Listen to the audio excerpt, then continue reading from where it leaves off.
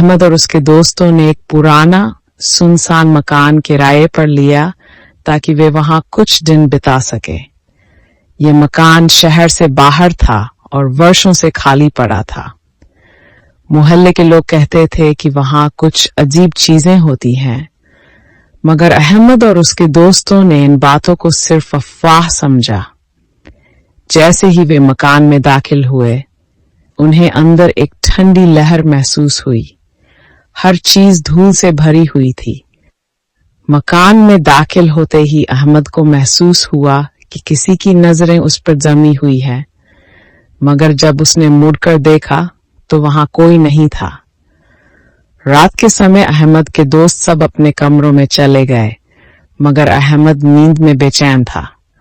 वह पानी पीने के लिए बाहर आया तो उसे ऐसा लगा जैसे गलियारे में कोई खड़ा हो। वह धीरे धीरे आगे बढ़ा, लेकिन वहां कोई नहीं था। जैसे ही वह मुड़ा, उसे खिड़की के शीशे में अपना अक्स नजर आया, मगर हैरानी की बात यह थी कि उसके अक्स के पीछे कोई और खड़ा था, एक लंबा साया जैसा वजूद। अगली रात अहमद को दरवाजे पर हल्की हल्की दस्तक सुनाई दी। उसने दरवाजा खोला, मगर बाहर कोई नहीं था।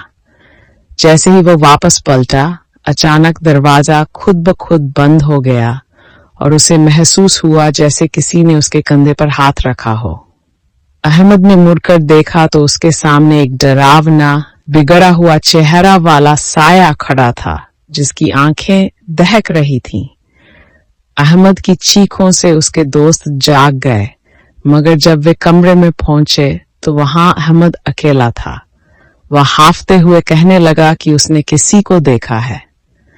दोस्तों ने फैसला किया कि वे सुबह होने से पहले इस मकान को छोड़ देंगे, लेकिन जैसे ही वे बाहर जाने लगे, दरवाजा जोर से बंद हो गया और एक सरगोशी गूंजी, तुम जा नहीं सकते।